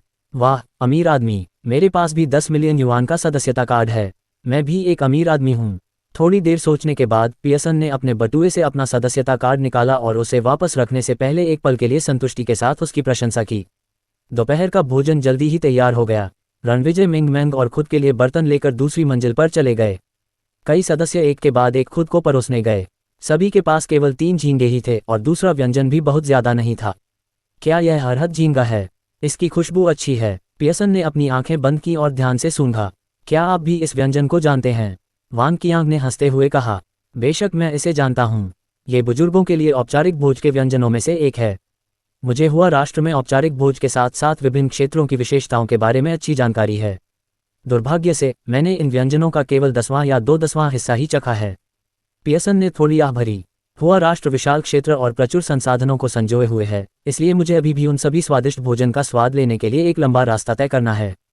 ये अरहट प्रॉन्स शांगजिंग की विशेषताओं के साथ 3 सबसे प्रसिद्ध झींगों में दूसरे स्थान पर है और यह शांगजिंग में टैन के व्यंजनों के प्रसिद्ध व्यंजनों में से एक है। वांग कियांग ने अपना सिर हिलाया, याद करने लगा और कहा, जब मैं पिछली बार शांगजिंग में था तो मैंने इस डिश का सबसे ज्यादा मजा लिया था। ये डिश प्रोसेसिंग आर्ट के बारे में खास है, आकार पर ध्यान देती है। शेफ 2 आकार बनाने के लिए झींगे को 2 भागों में विभाजित करेगा।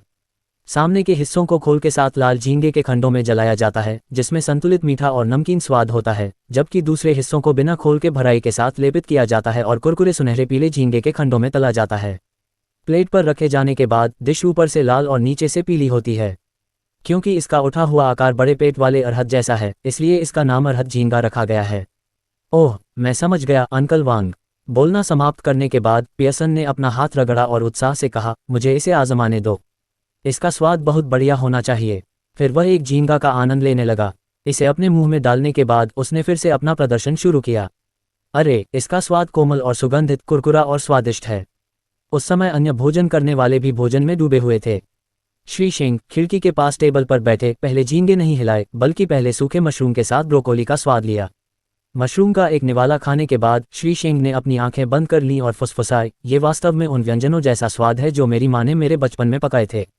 उस समय दूसरी मंजिल पर चाय की मेज पर मिंग मैंग भी खुशी से खा रहा था।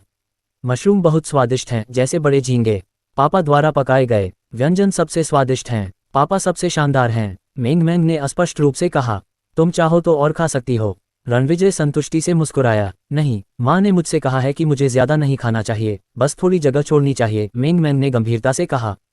कोई बात नहीं, तुम चाहो तो और खा सकती हो, रणविजय ने कहा और धीरे से मुस्कुराया। हाँ, तो मैं 3 निवाले और खा लूंगा। क्या ये ठीक है? तुम जितना चाहो खा सकती हो। ... जब भी वह मिंग मैंग के साथ रहता, रणविजय को बहुत गर्मी महसूस होती। बेशक जब परिवार के सभी सदस्य एक साथ होते तो उसे बेहतर महसूस होता।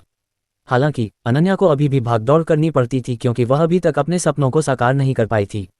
इसलिए रणविजय उसके साथ वह सब कुछ करने जाता जो वह करना चाहती थी, लेकिन भविष्य में पहले असफल हो चुकी थी। खुशी के पल हमेशा बहुत तेजी से उड़ जाते हैं। जब लोग स्वादिष्ट व्यंजनों में व्यस्त होते हैं तो वे अनजाने में ही भर जाते हैं। लगभग 2 बजे खाने वाले एक के बाद एक चले गए।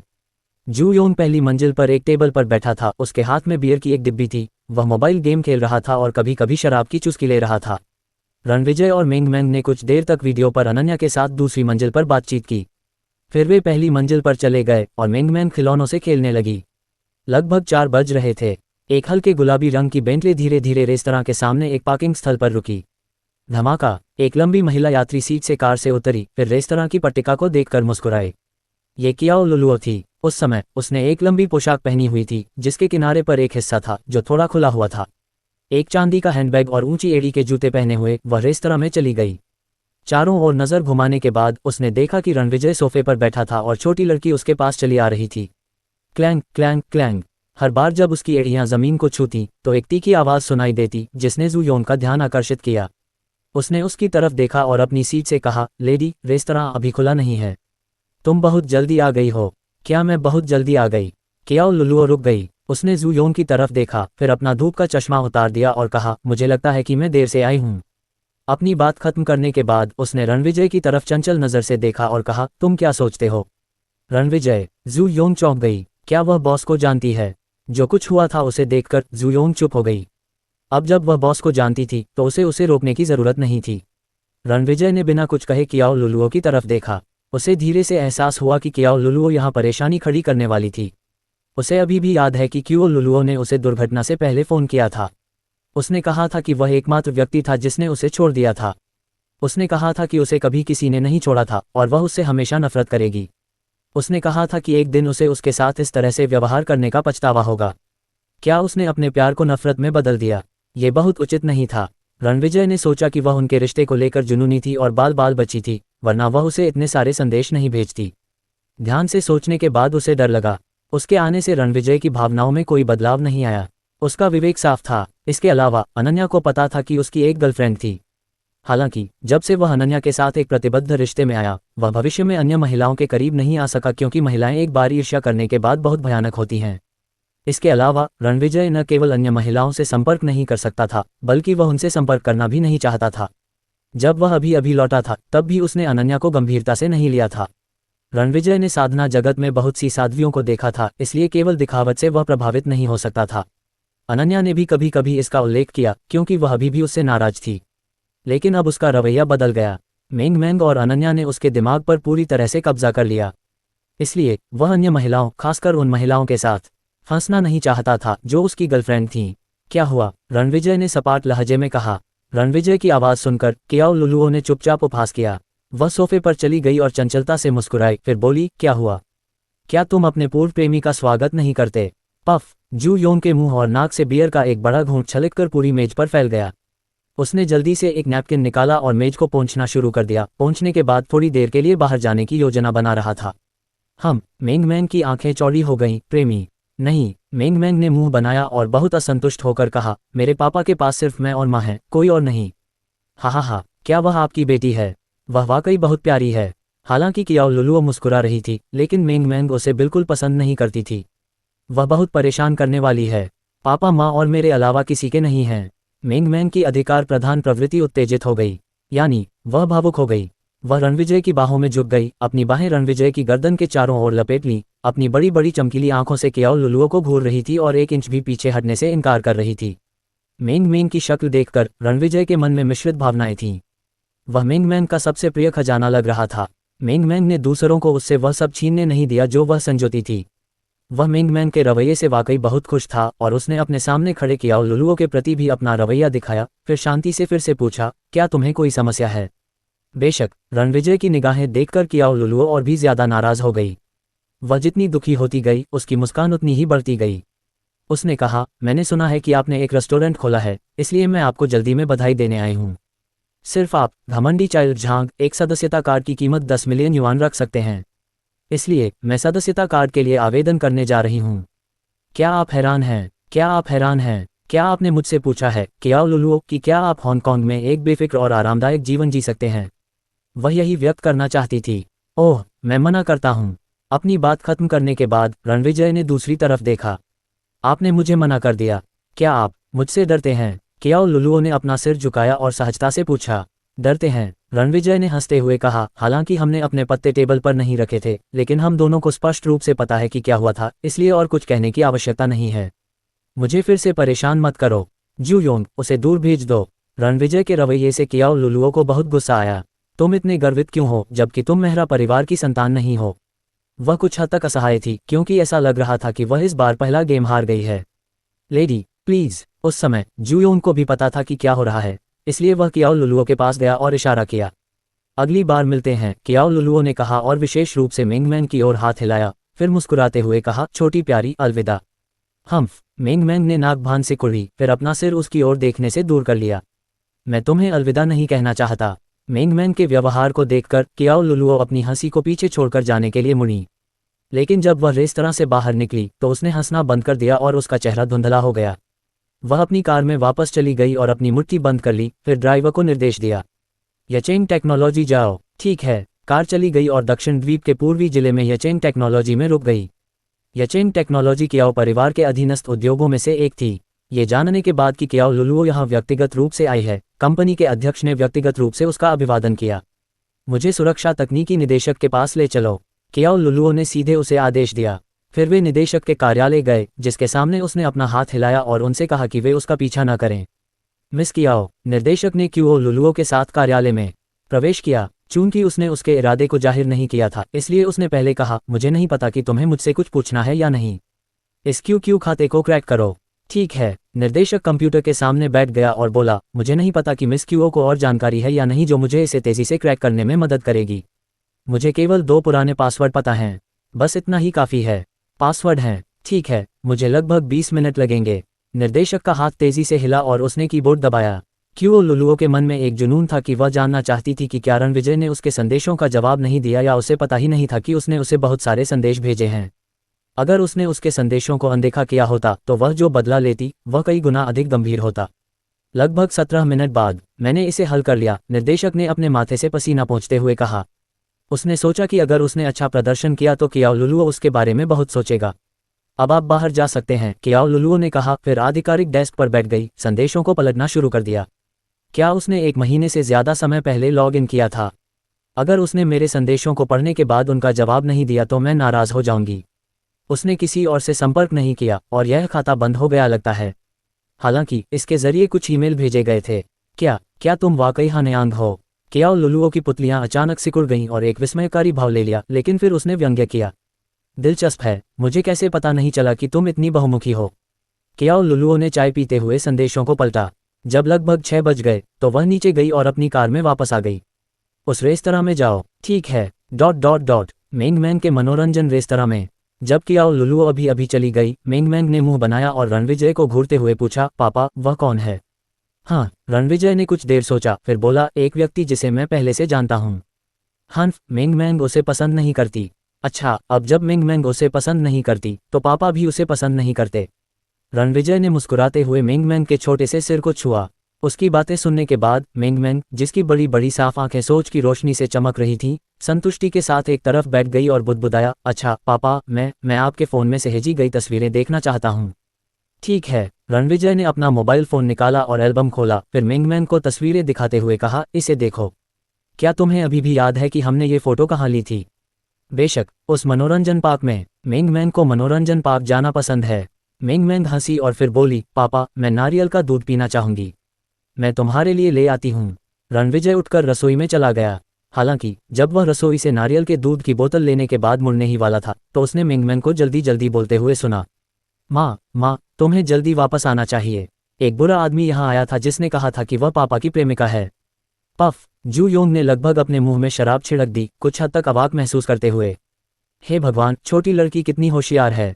हालांकि मेंगमैंग के विचार में संपर्क सूची में सबसे लंबा नाम मेरी डार्लिंग नान्या उसकी मां का प्रतिनिधित्व करता था। यह मां ही थी जिसने नाम बदला था और मेंगमैंग ने इसे ध्यान में रखा। इसलिए उसके लिए अनन्या को कॉल करना बहुत आसान था। शर्मिंदगी के साथ वापस चलते हुए रणविजय का मुंह थोड़ा कांप रहा था। उस समय अनन्या ने अभी अभी अपने कपड़े बदले थे और मोटर होम से बाहर जाने के लिए तैयार थी, लेकिन जब उसे कॉल मिली तो वह अचानक रुक गई। एक बुरा आदमी, प्रेमी, इसका क्या मतलब है? क्या वह उसकी पूर्व प्रेमिका है? अनन्या कुछ उलझन में थी और बेवजह असहज थी। कुछ देर मेंगमैंग से बात करने के बाद उसे पता चला कि अभी क्या हुआ था। पापा, माँ आपसे बात करना चाहती हैं। मेंगमैंग ने फ़ोन रणविजय को अपने पास थमा दिया। मेंगमैंग ने दोषी भाव से बुदबुदाया, मैं अपने खिलौनों से खेलने जा रही हूँ। फिर वह सोफे पर खिलौनों से खेलने लगी। सौभाग्य से उस समय वांग यहान ने रेस्तरां के बाहर से उत्साह से चिल्लाया, मेंगमैंग, मैं तुम्हारे साथ खेलने आया हूँ। हाँ, येहान, मेंगमैंग आश्चर्य में चिल्लाई, फिर भागकर वांग येहान के साथ दूसरी मंजिल पर चली गई। वांग जियावेन और सू यू, जो अपने पीछे फलों के 2 बैग ले जा रहे थे, ने रणविजय का अभिवादन किया और फिर 2 बच्चों की देखभाल करने के लिए दूसरी मंजिल पर चले गए क्योंकि उन्होंने रणविजय को फ़ोन पर देखा था। वास्तव में जब रणविजय ने फ़ोन उठाया तो वह एक व्यंग्यात्मक मुस्कान के साथ मुस्कुराया। रणविजय, तुम इतने सुंदर और आकर्षक हो कि तुम्हारी पूर्व प्रेमिका भी तुम्हें देखने के लिए रेस्तरां में चली गई। अनन्या की हंसी फ़ोन के माध्यम से सुनाई दी, लेकिन रणविजय कांप उठा। उस समय वांग जियांगवन और उसका परिवार आया और उसका अभिवादन किया। रणविजय पियानो के सामने बैठ गया और एक व्यंग्यपूर्ण मुस्कान के साथ बोला, वास्तविकता यह है कि माउंट न्यू मून पर। रणविजय ने उसे पूरी बात संक्षेप में बताई। वह रेस्तरां में क्यों गई थी, उसे रेस्तरां कैसे मिला, उसका परिवार हांगकांग में है और मैं आपको कुछ शब्दों में सारी जानकारी नहीं बता सकता। चिंता मत करो, मैं उसे हमारे जीवन में खलल डालने की अनुमति नहीं दूंगा। मैं केवल तुमसे और मेंगमैंग से प्यार करता हूँ, रणविजय ने ईमानदारी से कहा। फ़ोन पर सन्नाटा छा गया। लगभग 10 सेकंड बाद अनन्या की करुण आवाज़ सुनाई दी, तुम्हारी गर्लफ्रेंड रही हैं, अब पहली वाली आ गई है और मुझे नहीं पता कि भविष्य में दूसरी आएगी या नहीं। बिल्कुल नहीं, रणविजय ने जल्दी से कहा, क्या तुम मेरे विचार नहीं जानते? मुझे अभी तुम पर विश्वास है। अनन्या ने नाक सिकोड़ते हुए कहा, मुझे परवाह नहीं है कि तुम क्या करते थे, लेकिन भविष्य में मैं सिर्फ तुमसे प्यार करता हूँ, रणविजय ने गहरी आवाज़ में कहा। मुझे तुम्हारी कही हुई बहुत सी बातें याद हैं। हालांकि मैं अब तुम्हारे साथ नहीं हूँ, लेकिन मेंगमैंग तुम पर नज़र रखेगी। मुझे अब फ़ोन रखना है और काम पर जाना है। ठीक है, चलो रात को बात करते हैं, रणविजय ने जवाब दिया। फ़ोन रखने के बाद उसने पाया कि उसके माथे पर हल्का पसीना था, जैसे कि वह किसी युद्ध से गुजरा हो। निश्चित रूप से उसके मन का परिवर्तन अनन्या की देखभाल के कारण भी था। क्योंकि वह उसकी परवाह करता था, उसने उसे समझाने की पूरी कोशिश की और नहीं चाहता था कि वह उदास महसूस करे। रणविजय ने अपना सिर हिलाया और मेंगमैन के साथ ऊपर जाने की योजना बनाई। चूंकि वांग येहान यहाँ था, इसलिए उसे रात में कुछ मांस व्यंजन पकाने की जरूरत थी। थोड़ी देर सोचने के बाद उसने भुना हुआ बत्तख बनाने का फैसला किया, जो अपेक्षाकृत सुविधाजनक था। जू योंग, पहाड़ पर जाओ और कुछ बत्तखें वापस ले आओ। रणविजय ने जू योंग की ओर देखा और कहा, लेकिन जू योंग ने उसे कोई जवाब नहीं दिया। जब उसने ध्यान से देखा तो उसने पाया कि वह हेडफोन के साथ संगीत सुन रहा था। रणविजय ने अनुमान लगाया कि जब उसने उसे फोन का जवाब देते देखा तो उसने हेडसेट लगाने की पहल की। इसलिए रणविजय ने आगे बढ़कर जू योंग के कंधे पर थपथपाया और उसे बताया कि उसे क्या करना चाहिए। ठीक है, जू योंग ने सिर हिलाया और बाहर चला गया। रणविजय दूसरी मंजिल पर गया। उपनगरों में झरने से कुछ ही दूर सड़क किनारे शिक्षक माँ और कुछ अन्य लोग मोटर होम के चारों ओर खड़े थे। 20 मिनट हो गए हैं, वह अभी तक बाहर क्यों नहीं आई है? झोउ फेई ने उलझन में पूछा। इससे कोई फर्क नहीं पड़ता, हमारे पास बहुत समय है, चिंता मत करो, शिक्षक माँ मुस्कुराए। जब मैंने एल्डर सिस्टर नान्या का मेकअप करना समाप्त किया तो उसका फोन बज उठा, मेकअप की प्रभारी महिला ने कहा। उस समय मोटर होम में बैठी अनन्या ने फोन रख दिया। वह थोड़ी नाखुश थी। नहीं, वह बहुत ही सज्जन है। मुझे उसकी मदद करने के लिए कोई ऐसा व्यक्ति ढूंढना होगा जो उससे ज्यादा उग्र हो। अनन्या थोड़ी चिंतित थी। कुछ देर सोचने के बाद उसे अचानक एक व्यक्ति की याद आई। लिली योग्य है, इसलिए उसने अपना मोबाइल फोन निकाला और काजल का नंबर डायल किया। नमस्ते लिली, तुम्हारी भाभी तुम्हें एक बात से परेशान कर रही है। मैं चाहती हूं कि तुम अगले कुछ दिनों में अक्सर रेस्टोरेंट जाओ। अध्याय 385। अनन्या और काजल ने 5 मिनट तक बात की। काजल ने जिज्ञासा से कई सवाल पूछे और अनन्या ने उसे बताया कि ये रणविजय के पूर्व प्रेमी के बारे में था। अनन्या वास्तव में यह बात कहने के बाद थोड़ी घबरा गई थी। काजल के उसके साथ अच्छे संबंध थे, लेकिन वह रणविजय की बहन थी। अगर कुछ हुआ तो वह निश्चित रूप से अपने भाई के पक्ष में होगी। लेकिन काजल के अलावा अनन्या को कोई और नहीं मिला जिसे वह बता सके। इसलिए उसके बाद अनन्या चुप हो गई। जाहिर है काजल अनन्या की चिंता जानती थी। वह झिझकी और फिर उसने कहा कि वह अपने भाई के लिए जमानत देगी। चिंता मत करो, मुझे परवाह नहीं है कि यह पूर्व प्रेमी कौन है। इसे मेरे ऊपर छोड़ दो। भले ही यह मेंगमैन के लिए ही क्यों ना हो, मैं उसे ऐसा कुछ नहीं देखने दे सकती। इसके अलावा तुम मेरी भाभी हो। ये सुनकर अनन्या को राहत मिली और उसने मुस्कुराते हुए कहा, यह इतना गंभीर नहीं है। मुझे रणविजय पर विश्वास है, मुझे बस चिंता है कि वह और मेंगमैन परेशान होंगे। हाँ, मुझे पता है, तुम और मेरा भाई बहुत प्यारे हैं। मैं तुम्हारी शादी में शामिल होने का इंतजार नहीं कर सकती। उद्धरण चिन्ह ... उद्धरण चिन्ह। कुछ शब्दों के बाद उसने फोन रख दिया। काजल ने कुछ देर सोचा और बड़े भाई लॉन्ग का नंबर डायल किया। भाई लॉन्ग, आपको मेरे 8:30 बजे के खेलने के समय को 10 बजे में बदलने की ज़रूरत है। अरे नहीं, 11 बजे, मैं हाल ही में बहुत व्यस्त हूँ। और किंग के लिए मुझे उसका समय 11 बजे में बदलने में भी मदद करें। बड़े भाई लॉन्ग ने स्वाभाविक रूप से काजल के अनुरोधों पर हाँ कह दिया। मनोरंजन वाहन में अनन्या कॉल के बाद दरवाजे की ओर चल रही थी। जब वह अभी अभी उठी तो उसका फ़ोन फिर से बज उठा। उसने अपना फ़ोन उठाया और देखा कि यह तांग जियाई का कॉल था। अनन्या ने फ़ोन उठाया। आंटी टैंग, जियाओ यान, मैं तुमसे कुछ बात करना चाहती हूँ। क्या बात है? हाल ही में मैं तुम्हारे अंकल होंग से कह रही हूँ कि मैं चाहती हूँ कि तुम अब भी उनकी कंपनी में काम करो। इंपीरियल डायनेस्टी कंपनी में तुम्हारा ख्याल रखने के लिए तुम्हारा कोई रिश्तेदार नहीं है। तुम्हारे लिए यहाँ आना ज़्यादा सुविधाजनक होगा, इसलिए हम इस पर तुम्हारी राय सुनना चाहेंगे। अगर तुम सहमत हो तो हम इंपीरियल डायनेस्टी कंपनी के लोगों से बात कर सकते हैं। अगर तुम्हें लगता है कि यह असुविधाजनक है तो आंटी टैंग इस बारे में फिर कभी बात नहीं करेंगी।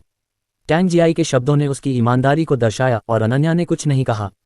5 सेकंड की हिचकिचाहट के बाद उसने जवाब दिया, मुझे कोई आपत्ति नहीं है, लेकिन उनके साथ बातचीत करना इतना आसान नहीं हो सकता। मैंने पूरा अनुबंध साइन कर लिया है। हाँ, इससे कोई फर्क नहीं पड़ता। तुम्हारे अंकल होंग इसका ख्याल रख सकते हैं। ओह ठीक है, मुझे जाना है आंटी टैंग। काम का सामान, दूसरे लोग मेरा इंतज़ार कर रहे हैं। ठीक है, तो मैं तुम्हें काम पर छोड़ देता हूँ। तुम्हारे वापस आने के बाद हम मिल सकते हैं। फ़ोन रखने के बाद अनन्या 1 मिनट के लिए गाड़ी में बैठी रही। एक के बाद एक कई चीज़ें हो रही थीं, इसलिए वह थोड़ी परेशान थी। वह काम करते समय बेहतर स्थिति में रहना पसंद करती थी। अपना मूड ठीक करने के बाद वह खड़ी हुई आर.वी. से बाहर निकली और शूटिंग जारी रखी। शाम के 6 बज चुके थे। बहुत से लोग रेस्तरां के सामने लाइन में लगे थे। थोड़ी दूर पर सड़क के किनारे एक हल्के गुलाबी रंग की बेंटले रुकी। कियाओ लुलुओ कार से उतरी और चली गई। उसने रेस्तरां के बाहर लाइन को देखा और सीधे बैठ गई। यहाँ धूप का चश्मा पहने एक लंबी महिला बैठी थी, जहाँ उसके आसपास बातचीत बहुत कम थी। कई पुरुष समय समय पर वहां देखते रहे और उनमें से 2 उसके साथ बातचीत करने के लिए आगे बढ़े। हालांकि उसने उनमें कोई दिलचस्पी नहीं दिखाई, इसलिए दूसरों ने कोशिश करना छोड़ दिया और बस लाइन में खड़े हो गए। कियाओ लुलुओ को रेस्तरां में प्रवेश करने में लगभग 50 मिनट लगे। उसने कोने में एक सीट चुनी। उसके सामने एक काली दाढ़ी वाला आदमी बैठा था, जिसे देखकर वह भौचक्की रह गई। उसने मन ही मन सोचा कि उसे ड्राइवर को अपने साथ ले जाना चाहिए था। 1 मिनट इंतजार करने के बाद उसे एहसास हुआ कि यह बुफे था, इसलिए वह उठी और रसोई के काउंटर पर चली गई। उसने कुछ अंडे का फ्राइड राइस लिया और फिर अपनी सीट पर वापस चली गई। जू योंग ने उसे देखा। वह यहाँ क्या कर रही है? जू योंग की नज़रें काउंटर से लेकर उसकी सीट तक उस पर टिकी थीं। उसने कुछ देर सोचा और आखिरकार उसे अनदेखा करना चुना। बॉस और दूसरे लोग ऊपर थे। अगर वह उन्हें परेशान नहीं करती तो वह दिखावा कर सकता था कि उसने उसे नहीं देखा है। जू योंग ने अपना सिर हिलाया और अपने फ़ोन से खेलना जारी रखा। लियांग हाओ, लियांग मेंगकी और अन्य लोग इस समय भुने हुए बतख खा रहे थे। यहाँ के खाने पर लियांग हाओ की टिप्पणी हमेशा एक शब्द की होती थी, जो था स्वादिष्ट। ये पहली बार था कि कियाओ लुलुओ ने यहाँ अंडे का फ्राइड राइस खाया। एक निवाला खाने के बाद वह दंग रह गई। स्वादिष्ट भोजन के स्वाद ने उसके अंदर के गुस्से को थोड़ा कम कर दिया। दिलचस्प, एक गरीब युवा मास्टर को एक असाधारण रसोइया के रूप में जीविकोपार्जन करने के लिए मजबूर होना पड़ा। अंडे से बने फ्राइड राइस खाते समय कियाओ लुलुओ ने इधर उधर देखा। उसे भुने हुए बत्तख की महक से लुभाया गया। उसने इधर उधर देखा। जब उसने पियानो के एक तरफ खिड़की के पास बैठे 2 आदमियों को देखा तो उसकी आंखें स्थिर हो गईं। क्या यह एनयू टेक्नोलॉजी के मिस्टर शेंग नहीं हैं? वह यहाँ के सदस्य हैं। इस समय कियाओ लुलुओ थोड़ा गंभीर हो गई। रेस्तरां के सभी सदस्य उसके लिए उपयोगी संपर्क हो सकते थे। ये सिर्फ एक छोटा सा रेस्तरां था। अगर वह यहाँ कुछ प्रमुख हस्तियों को जान पाती तो उसका सामाजिक दर्जा जरूर बढ़ जाता। यह एकदम सही है। तुम्हारा जीवन एक रंगीन गुब्बारे की तरह खुशहाल है। हालांकि मैं ही तुम्हारे लिए गुब्बारे में छेद करूंगा। यह मुझे छोड़ने और अनदेखा करने की सज़ा है। अगर तुम अपना खुशहाल जीवन ऐसे जारी रख सको जैसे कुछ हुआ ही न हो तो मैं तब तक तुम्हारी प्रशंसा करूंगा। महिलाएं महिलाओं को सबसे अच्छी तरह से जानती हैं, जैसे पुरुष पुरुषों को सबसे अच्छी तरह से जानते हैं। वह जानती थी कि वह जो करने जा रही है वह इस रेस्तरां की परिचारिका को शर्मनाक स्थिति में डाल देगा।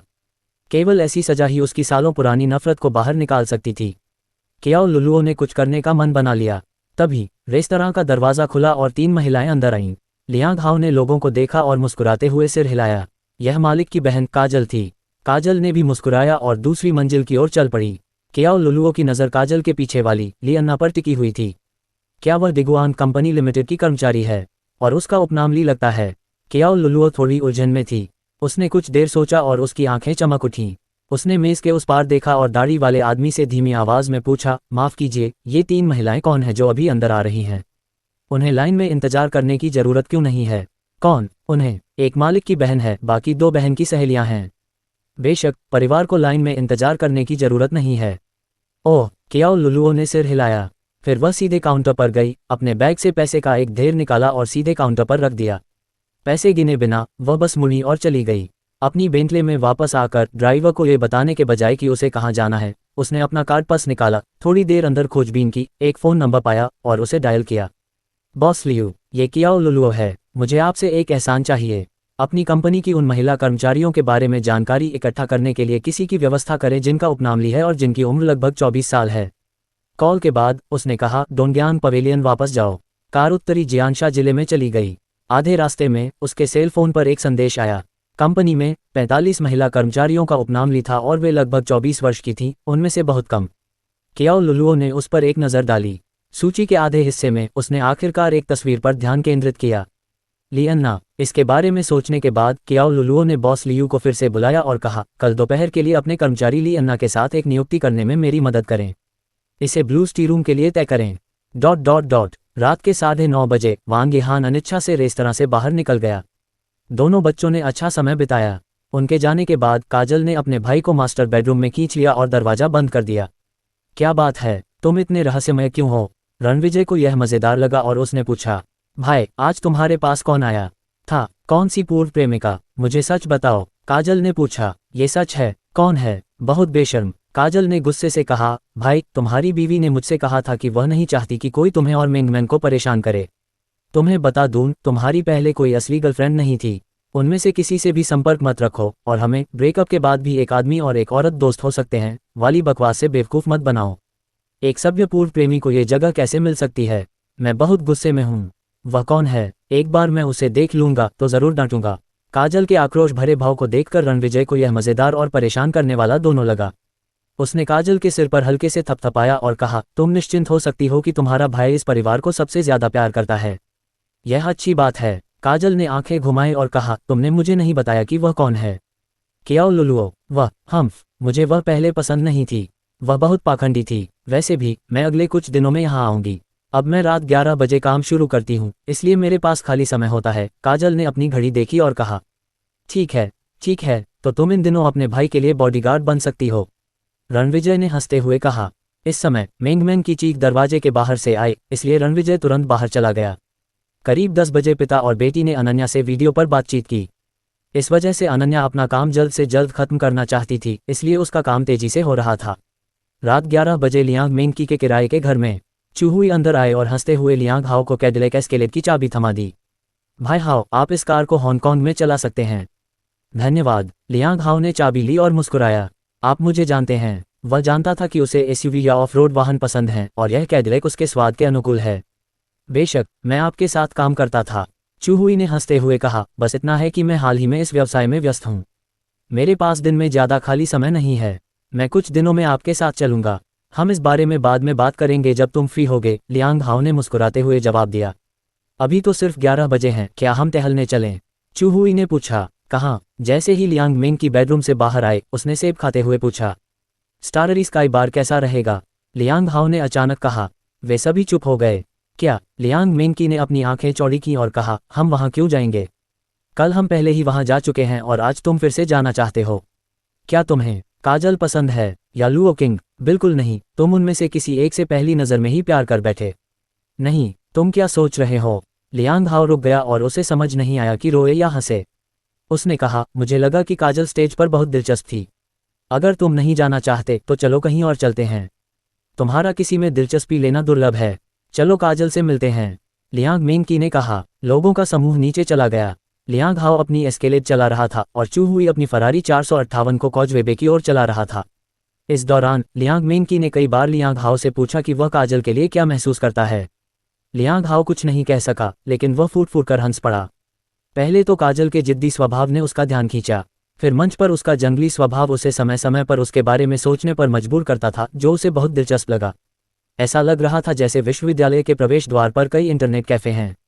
अगर आपको उनमें से किसी एक के प्रबंधक में अधिक दिलचस्पी है तो आप दूसरों की तुलना में उस इंटरनेट कैफ़े में अधिक बार जाएंगे। यह एक आकर्षण था। वे जल्द ही अपने गंतव्य पर पहुंच गए। अपने भाई को मंच पर लिली को बड़ी दिलचस्पी से घूरते हुए देखकर लियांग मेंगकी ने अपने होंठ सिकोड़ लिए। उसने सोचा, अगर मेरे भाई को काजल पसंद होता और वे साथ होते, अगर बॉस की पत्नी नहीं होती और मैं बॉस की पत्नी बन जाती, तो परिवार में सबकी क्या स्थिति होती।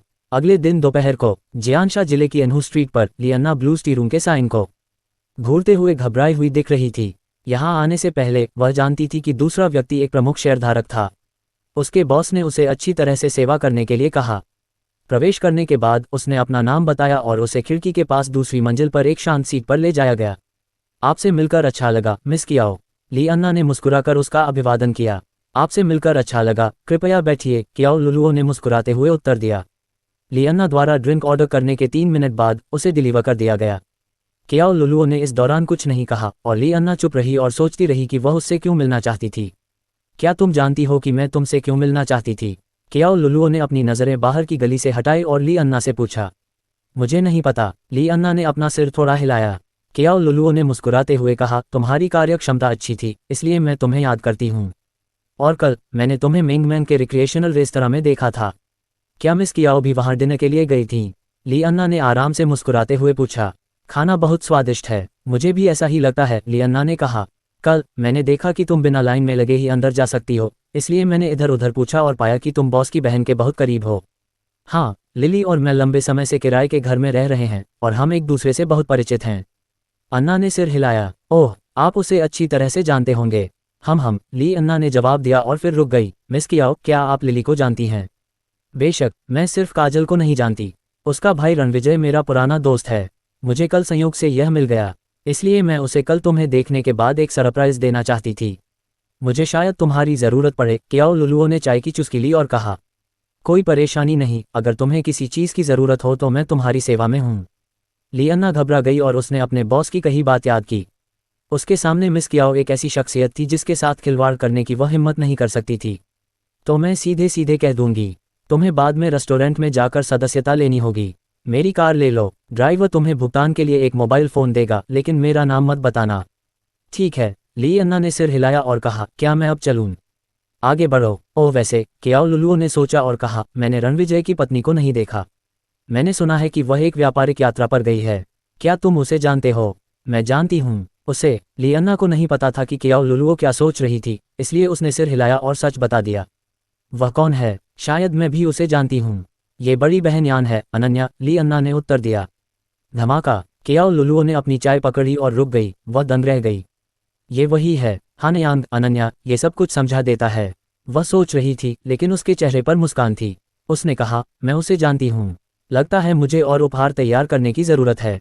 अभी जाओ, ड्राइवर तुम्हें बाद में वापस ले आएगा।